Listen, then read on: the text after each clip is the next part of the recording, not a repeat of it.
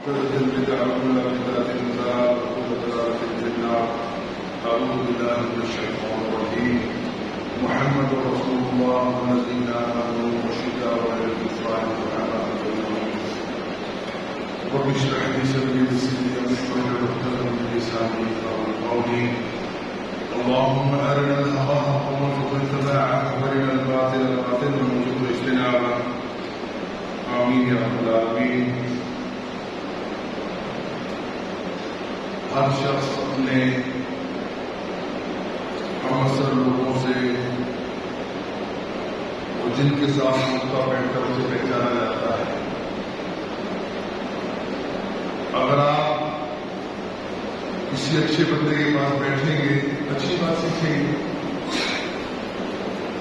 اور اگر آپ کسی ایسے بندے کے ساتھ بیٹھتے ہیں جو اخلاق کا اچھا نہیں ہے تو یقیناً آپ کے اخلاق کے اوپر برا اثر پڑے گا. رسول اللہ صلی اللہ علیہ وسلم کے اصحاب جن کی تربیت اللہ کے رسول صلی اللہ علیہ وسلم نے خود سے فرمائی ہے،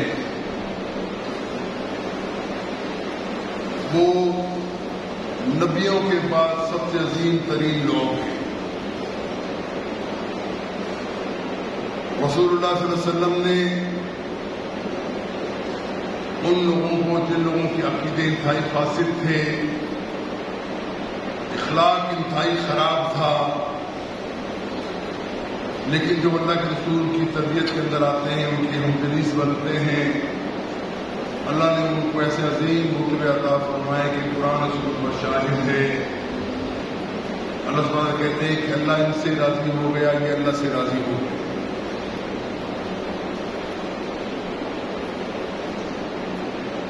مگر آج ہم دیکھتے ہیں امت مسلمہ کا ایک گروہ جو نام نہاد امت مسلمہ میں ہے، کیونکہ امت مسلمہ کا مطلب یہ ہے کہ وہ اللہ اور اللہ کے رسول کے اوپر ایمان لانے والا ہو. اگر یہ ثابت ہو کہ ایسے لوگ ہیں جو اپنے آپ کو مسلمان تو کہتے ہیں لیکن نہ وہ قرآن کو مانتے ہیں نہ اللہ کے رسول کے فرامین کو مانتے ہیں، بلکہ ان کی زندگی کا مقصد اس سے بڑھ کے کچھ اور ہے، اور جو چیزیں ہمارے لیے اتھینٹک ہیں، ہمارے لیے قابل قبول ہیں، ہمارے لیے قابل فخر ہیں، وہ اس کو غاصبانہ طریقہ سمجھتے ہیں، اور اس کا اظہار وہ برملا اپنی محفل کے اندر اپنے مذاکروں کے اندر کرتے ہیں. ہم یہ سمجھتے ہیں کہ یہ ڈائریکٹ رسول اللہ صلی اللہ علیہ وسلم کی تربیت کے اوپر حرف ہے. ان کی کتابوں سے ان کی باتوں سے یہ ثابت ہوتا ہے کہ رسول اللہ صلی اللہ علیہ وسلم جنہوں نے 23 سالہ زندگی انتہائی مشقت میں گزاری، اور اس 23 سالہ زندگی کے اندر اللہ کے دشمنوں سے نبردآزما بھی ہوئے، ان کے مقابل یہود بھی تھے، اور ان کے مقابل وہ لوگ تھے جو بظاہر اپنے آپ کو دین ابراہیمی پہ سمجھتے تھے لیکن وہ دین ابراہیمی پہ نہیں تھے. ان لوگوں کو اپنے اخلاق سے اللہ کے رسول صلی اللہ علیہ وسلم نے کندن بنا دیا. ایک ایک بندہ جو پتھر کی مانند تھا ہیرا بن گیا. لیکن آج ایک چیز کھل کے بیان کی جاتی ہے، اور بیان بھی کہاں جاتی ہے؟ پاکستان جیسے ملک کے اندر صحابہ کی دشنام ترازی ہے، صحابہ کے اوپر لفاظی ہے، صحابہ کے اوپر تہمتیں ہیں، شہادت صحابہ کے ایمان کے اوپر شک ہے. اب بات آپ کی مانی جائے کہ قرآن کی مانی جائے؟ اللہ سبحانہ و تعالیٰ ابوبکر صدیق رضی اللہ تعالیٰ کے بارے کے اندر قرآن کے ارشاد فرماتے ہیں، لا تحزن ان اللہ معنا، اے ابوبکر غم نہ کر، اللہ ہمارے ساتھ ہے. اور یہ وہ ابو بکر ہیں جنہوں نے اپنی پوری زندگی رسول اللہ صلی اللہ علیہ وسلم کے اوپر نچھاور کر ہر نیکی کے کام میں ابو بکر پہلے نمبر پہ نظر آتے ہیں، ہر اچھائی کے کام میں پہلے نمبر پہ نظر آتے ہیں۔ جب مکہ کے اندر اللہ کے رسول کے اوپر ظلم و ستم کے پہاڑ توڑے جا رہے ہیں تو بچانے والا سب سے پہلے ابو بکر ہی ہے۔ اور ابو بکر وہ ہیں جس کے بارے میں رسول اللہ صلی اللہ علیہ وسلم جس وقت شدید بیمار تھے، عائشہ سے کہتے ہیں نماز کا ٹائم ہے، کہتے ہیں عائشہ جاؤ ابو بکر سے کہو کہ وہ نماز پڑھائیں، مرو ابو بکر یصلی بالناس۔ حضرت عائشہ توقف فرماتی ہیں، سوچتی ہیں کہ مزید صحابہ موجود ہیں، کسی اور کا نام لے دیں،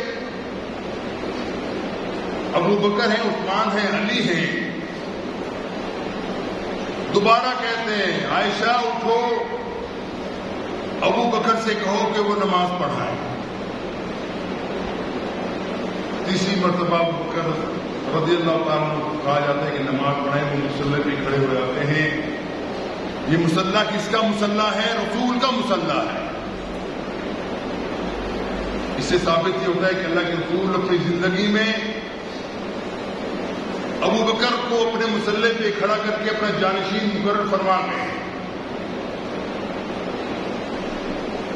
اور یہ بھی دیکھ لیجئے کہ رسول اکرم صلی اللہ علیہ وسلم کی رحلت کے بعد 30 سال تک پیش خلافت راشدہ کا ایک نظام بھرپور طریقے سے چلتا ہے۔ مسلمانوں کی فوجیں دنیا کے ہر کونے پہ پہنچتی ہیں، مقابلہ کیا جاتا ہے، لیکن امیر کون ہے؟ ابو بکر صدیق رضی اللہ عنہ امیر ہیں، پہلے امیر بنائے گئے مسلمانوں کو، امیر المومنین۔ اور حال یہ ہے کہ جیسے ہی اللہ کے رسول کی رحلت ہوتی ہے کچھ فتنے برپا ہو جاتے ہیں، کچھ لوگ زکوٰۃ کا انکار کر دیتے ہیں، کچھ نئے نبوت کے داعی کھڑے ہو جاتے ہیں، اور اس وقت ایک لشکر تجدید دے دیا گیا جس کے امیر اسامہ بن زید تھے۔ اللہ کے رسول کی زندگی میں لشکر تجدید دیا کہ فلاں جگہ یہ جائے گا، یہ مارکے میں حصہ لے گا۔ صحابہ کا مشورہ ہے ابو بکر کو، ابو بکر اس وقت حالات دیگر کیوں ہیں، لوگ مطمئن ہیں، لوگ غمزدہ ہیں، اللہ کے رسول کی رفاقت ختم ہو چکی، اگر اس لشکر کو مؤخر کر دیا جائے تو کتنا اچھا ہو، ہم کس کس محاذ پہ لڑیں گے؟ ابو بکر جیسا ایمان رکھنے والا شخص کہتا ہے ابو بکر زندہ ہو اور اس کی زندگی میں اللہ کے رسول کا ترتیب دیا ہوا لشکر کا ٹائم اگر طے ہو، یہ ابو بکر کی جرت نہیں ہے کہ اس کو تبدیل کر سکے۔ یہ لشکر ضرور جائے گا، فتنہ جو ہے انشاءاللہ ختم ہو کے رہے گا۔ اسے اندازہ لگائیے کہ ابو بکر صدیق رضی اللہ عنہ کتنے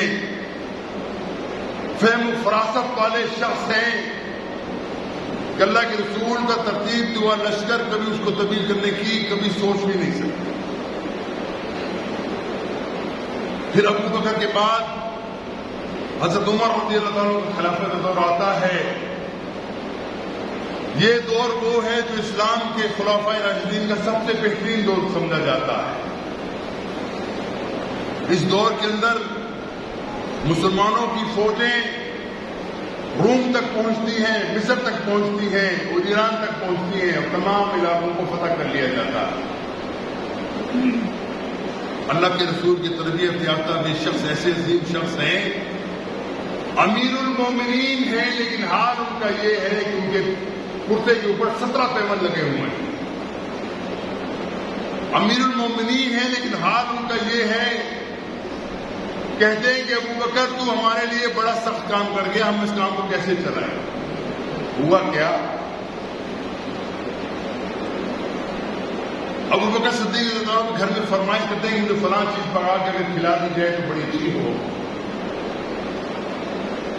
ان کی اہلیہ محترمہ فرماتی ہیں کہ گھر میں اتنا کچھ نہیں ہے میرے پاس میں آپ کو کھلا سکوں جو آپ نے فرمائش کی نہیں کھلا سکتا. پھر وہ ایک ترکیب سوچتی ہے کہ روزانہ ایک مٹھی آٹا نکال کے علیحدہ رکھنا شروع کر دیتی ہیں. کچھ دنوں بعد وہ آٹا جب اکٹھا ہو جاتا ہے اس کو فروخت کر کے اللہ کے رسول کی حبیب کی مرضی پوری کی جاتی ہے. پوچھا یہ تم نے چیز جو بنائی ہے غالباً مچھلی تھی غالباً یہ کیسے بن گئی؟ کہنے لگی میں وہ روز کا جو ہمارے خرچے کا ہمیں بیت المال سے مال ملتا ہے ایک مٹھی آٹا اس میں سے بچا کے میں رکھا اور آج بچا کے میں نے وہ چیزیں لے لی. ایمان دیکھیے کہتے ہیں کہ فوراً میرے مال میں سے جو دیا جائے ایک مٹھی کا آٹا کم کر دیا جائے کیونکہ میرا ایک مٹھی کم ہونے کے بعد گزارا چل سکتا ہے. اس کا مطلب میں اپنے حق سے زیادہ لے رہا ہوں. اور پھر فرمایا معلوم کیا کہ لوگ عام مزدور کتنی مزدوری لیتا ہے بیت المال سے کتنا حق لیتا ہے؟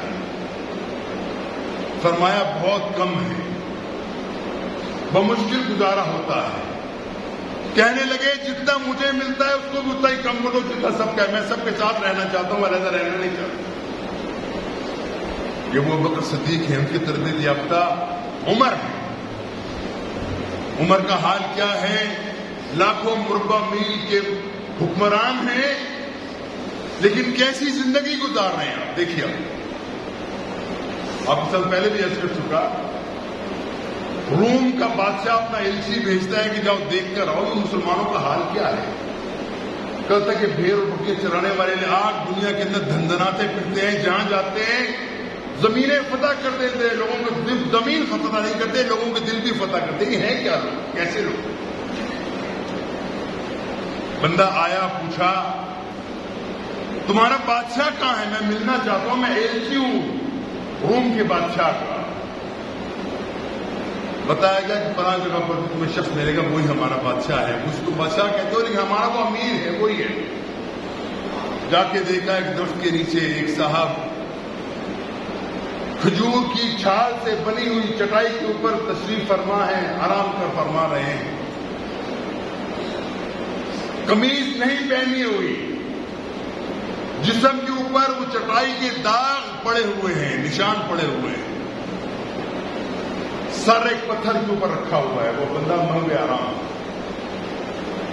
یہ بندہ جب دیکھتا ہے کہ عمر یہ ہے جسے دنیا لرزتی ہے اس کا حال دیکھو کہ کس حال میں یہ ہے. جا کے کہتا ہے کہ مسلمانوں کو شکست دینے کا کوئی سوچ بھی نہیں سکتا کہ میں جو حال وہاں پہ دیکھ کے آیا ہوں. اور ایک اور چیز فرمائی میں نے ایسے لوگوں کو دیکھا جو فرسان بالنہار رہبان باللیل کی مدد نظر آتے ہیں. دن میں وہ گھوڑے پہ سوار ہیں اللہ کے دین کی دعوت دیتے ہیں لوگوں کو حق بات بتاتے ہیں ظالموں کا ہاتھ پکڑتے ہیں. رات کے ٹائم کے اوپر وہ یوں لگتا ہے کہ جیسے رہبان ہیں تاریخ دنیا ہے دنیا سے ان کا وہ تعلق نہیں. اللہ کے سامنے جھکے ہوئے ہیں روتے ہیں رو رو کے دعائیں مانگتے ہیں. امت مسلمہ کے لیے دعائیں مانگتے ہیں اسلام کی ترویج کے لیے دعائیں مانگتے ہیں. لگتا ہے کہ ان کو دنیا سے کوئی سروکار ہی نہیں. ایسے لوگوں کو شکست کون دے گا؟ اور یہ سلسلہ چلتا ہے. عثمان کی خلافت آتی ہے پھر علی کی خلافت آتی ہے. یہ تمام چیزیں ان لوگوں کو قطعی طور پہ نہیں بھاتی جو اسلام کے اصلی دشمن ہیں جن کے پیٹ میں مروڑ اٹھ رہے کہ اسلام کیسے آگے بڑھ رہا ہے. ان میں یہودی سب سے آگے نمبر کے اوپر ہے. یہودی مختلف سازشیں کر کے اسلام کے اندر رخنہ اندازی کرتے ہیں اور ایسی بات پہ دنیا کے اندر پھیلاتے ہیں کہ دنیا کے اندر سمجھ جائیں کہ اسلام کے اندر معاملہ ختم ہو گیا. عبداللہ ابن سبا جیسے یہودیوں کو بہت بڑا ایجنٹ وہ آتا ہے مسلمانوں کے بھید کے اندر مسلمانوں کے اندر فتنہ بردازی کرتا ہے لوگوں کو برگلاتا ہے. مقصد کیا ہے؟ مقصد یہ ہے کہ کسی مسلمانوں کے اندر پھوٹ ڈال دی جائے. یہ 30 سالہ زندگی کے اندر آپ کو ایک لفظ ہمیں بتا دیجئے ایک حدیث بتا دیجئے ایک اشارہ بتا دیجئے کہ صحابہ نے آپس کے اندر کوئی اختلاف کیا. خلفائے راشدین کے بارے میں آپ سمجھ لیجئے کہ ان کا باہم شیر و شکر تھے. اور ایک مرتبہ علی سے پوچھا گیا، علی جب سے تمہاری خلافت آئی ہے ہنگامہ ہے، قتل و غارت ہے، فتنے پھیلے ہوئے ہیں، لوگ بے قابو ہیں، کیا وجہ ہے؟ یاد رکھیے کہ وجہ کیا بنی تھی. حضرت عثمان رضی اللہ تعالیٰ عنہ کو شہید کر دیا گیا، اور ان کو شہید کس حالت میں کیا گیا کہ بہت مالدار شخص تھے عثمان رضی اللہ تعالیٰ. ان کے مالدار ہونے کا تصور کیا پیش کرتے ہیں کہ جب اللہ کے رسول پر سے کبھی تقاضا آتا ہے اللہ کے دین کے اوپر خرچ کرنے کا، حضرت عثمان سب سے پہلی صف میں کھڑے ہوتے ہیں. کئی مرتبہ ایسا ہوا کہ سینکڑوں اونٹ مال و غلہ سے لدے ہوئے اللہ کے راستے میں دے. یہ وہ عثمان ہیں جو مدینے کے اندر ایک کنویں کے بارے میں کہتے ہیں کہ یہودیوں کا کنواں ہے، وہ بڑا مہنگا بیچتا ہے، کبھی بند کرتا ہے کبھی نہیں دیتا. یہودی سے معاملہ چلتا ہے کہ یہ کنواں تم مجھے فروخت کرو، یہودی نہیں مانتا. قیمت بڑھا چڑھا کے بیچی جاتی ہے، 10 گنا 100 گنا ذرا بڑھا کے دی جاتی ہے، آخر میں یہودی اس کنویں کو بیچ دیتا ہے. وہ کنواں حضرت عثمان رضی اللہ تعالیٰ عنہ مسلمانوں کے لیے وقف کرتے ہیں، وہ کنواں آج بھی موجود. یہ وہ عثمان ہیں جن کا حال یہ ہے کہ ایک مرتبہ اللہ کے رسول صلی اللہ علیہ وسلم نے غالباً جنگ تبوک کے موقع کے اوپر اعلان نفیر عام کی کہ مسلمانوں حالات مشکل ہیں، آؤ مسلمانوں اللہ کے راستے میں اپنا مال لگاؤ تاکہ تمہارے مال کی نصرت سے اللہ تعالیٰ دین کی نصرت کرے. حضرت عثمان گھر جاتے ہیں، اشرفیوں سے بھرا ہوا تھیلا لے کے آتے ہیں، اللہ کے رسول کی گود میں ڈال دیتے ہیں. اللہ کے رسول بیٹھے ہیں، ان کے ہاتھ گود کے اندر اشرفیوں کے ڈھیر لگ گئے. اللہ کے رسول خوشی کا اظہار فرماتے ہیں، آنکھوں میں سے آنسو ہیں. ان اشرفیوں کو اٹھاتے ہیں، نیچے کرتے ہیں، اس سے کھیلتے ہیں. دیکھو میرے غلام نے، میرے دوست نے، میرے بیٹے نے کیا مال آئی کیا.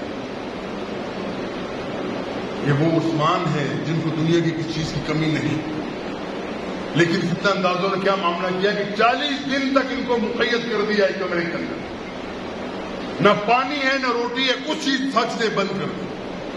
بلوائیوں کا خطرہ ہے. وہ چاہتے ہیں کہ مسلمانوں کے اندر خلفائے راشد کے اندر اس عظیم شخص کو قتل کر دیا جائے. اللہ کے رسول کے اوپر، ان کی صحابہ کے اوپر تشنام کرنے والوں ذرا سوچو تو، اور تو کرو. عثمان رضی اللہ عنہ کی حفاظت کے لیے حضرت علی اپنے 2 بیٹوں کو حسن اور حسین کو مقرر کرتے ہیں، تم نے حفاظت کرنی ہے. جن کے بارے میں کہا جاتا ہے کہ بڑے اعلان کا آتا ہے، جن کو حیا شرم بھی نہیں آتی کہ اللہ کے رسول کی رحلت کے بعد سوائے 8-10 بندوں کے سب مرتد ہو گئے، سب ختم ہو گئے. اور وہ کھل کے چیز کا اظہار کرتے ہیں کہ ان کو خوف بھی نہیں ہوتا کسی چیز کا. حضرت عثمان رضی اللہ عنہ کو انتہائی دردناک حالت کے اندر شہید کر دیا جاتا ہے. اور علی سے یہ تمام چیزیں ان کے سامنے کہا گیا، علی کیا وجہ ہے کہ تمہارا دور خلافت آیا، قتل و غارت ہے، باہم کشت و خون ہے، ہنگامے ہیں، فتنے ہیں، کیا وجہ ہے؟ جو بات کہی انہوں نے وہ باتیں یاد رکھ لی تھی. وہ بات کیا کہی انہوں نے کہا اس سے پہلے جو خلفاء گزرے ہیں ان کے مشیر ہم جیسے لوگ تھے، اور آج تم جیسے خناس میرے مشیر ہیں. وہ لوگ جنہوں نے ہمیشہ دھوکہ دیا ہے، وہ لوگ جنہوں نے ہمیشہ مسلمانوں کے اندر فتنہ پیدا کرنے کی کوشش کی، یہ وہ لوگ ہیں. بلکہ کہتے تم میرے مشیر ہو تو حال یہ تو ہونا ہی. پھر بات کی جاتی ہے کہ خلفائے راشدین کے اندر تمام صحابہ کے اندر اختلاف شدید تھا. حضرت علی کے اوپر اتنا بڑا بہتان لگایا جاتا ہے کہ انہوں نے اپنی تقریباً 24 سال کی زندگی جو خلفائے راشدین کے اندر گزاری ہے تقیہ کرتے رہے. سمجھتے تھے کہ حق خلافت میرا ہے لیکن خاموش رہے. اور معاملہ یہی تھی کہ بےعزتی سب سے زیادہ علی کی تو یہ کرتے ہیں جو اپنے آپ کو محبان اہل بیت کہتے ہیں. سب سے بڑے بدماش نہیں ہے کہ اللہ کے رسول کی اور صحابہ کی بےعزتی سب سے بڑے علی کی خاطر پہ یہ کرتے ہیں. حضرت علی رضی اللہ عنہ کے بارے میں آپ سوچ لیجیے، وہ کہتے ہیں کہ ان کا حق تھا، ان کو نہیں دیا گیا، ان کے حقوق کو غصب کیا گیا. حق خلافت جو ہے وہ علی کا تھا، لیکن ابو بکر صدیق نے، عمر نے، عثمان نے چھین لی، اور وہ علی ان کے ساتھ ہیں، دل و جان سے ساتھ. اور پھر اتنا سوچتے نہیں ہیں کہ اللہ کے رسول نانا کس کے ہیں؟ حسن اور حسین کے نانا ہیں. ابھی سوچو جعفر صادق جو ان کے امام ہیں، ان کا نانا کون ہے؟ کبھی بتایا انہوں نے؟ کبھی نہیں بتائیں گے آپ. ابو بکر صدیق رضی اللہ عنہ ان کے نانا ہیں، ان کے چھٹے امام کے، امام جعفر صادق جو کہتے ہیں ان کے نانا کون ہے؟ ابو بکر صدیق. لیکن یہ نہیں پتا. اور دوسرا یہ فتنہ پھیلانے کے لیے کبھی آپ کو علی کے، حسن کے، حسین کے بچوں کے نام نہیں بتائیں گے یہ لوگ کبھی. کیوں نہیں بتائیں گے؟ کہ ان میں سے چاروں کے 4 بندے لگائے، 4 بیٹے اللہ کے، حضرت علی ہیں، حسن ہیں، حسین ہیں، اور ابو حنیفہ ہیں، حنیفیہ جن کو کہتے ہیں. ان کی اولاد کا نام نہیں بتایا جاتا، کیونکہ ہر بندے کے بیٹے کا نام عثمان بھی ہے، علی بھی ہے، ابو بکر بھی ہے، عمر بھی ہے. یہ نام رکھے انہوں نے، اس سے کوئی انکار نہیں کر سکتا. اب سوچو کوئی بندہ دنیا کے اندر ایسا ہے جس کو اپنا دشمن سمجھتا، اس کا نام اپنے بیٹوں کے نام پہ رکھتے؟ کبھی نہیں، ممکن نہیں ہے. ان کا جھوٹ کا پرندہ یہی کھل جاتا ہے. اور آج دیکھ لیجئے دنیا کے اندر جب یہ دشنام تراشی کی جاتی ہے، نہ یورپ میں، نہ امریکہ میں، نہ انڈیا میں، نہ اسرائیل میں، پاکستان میں بیٹھ کے جب اللہ کے رسول کے صحابہ کے بارے میں یہ لوگ اپنی مغلظات بکتے ہیں، کوئی کو روکنے والا نہیں. بھائیو، یہ قانون پاس ہونے کے لیے اسمبلی سے پاس ہو کے تیار پڑا ہوا ہے کہ جو بندہ اہل بیت کے خلاف بات کرے، ان کے خلاف بولے، سخت سے سخت سزا ہو. جو بندہ صحابہ کے خلاف بات کرے، سخت سے سخت سزا ہو. اور یہ بل اس وقت صدر پاکستان کی میز کے اوپر 1 مہینے سے منتظر ہے کہ دستخط ہو کے امپلیمنٹ ہو جائے، لیکن نہیں ہو رہا. کیوں نہیں ہو رہا؟ کیا وجہ ہے؟ کیا تمہارا صحابہ سے کوئی تعلق نہیں ہے؟ کیا تم اللہ کے رسول کی صحابہ سے محبت نہیں کرتے؟ تو ہم کہنے پہ مجبور ہیں کہ کوئی ایسی قوت ہے جو آگے کام کو آگے نہیں ہونے دے رہی.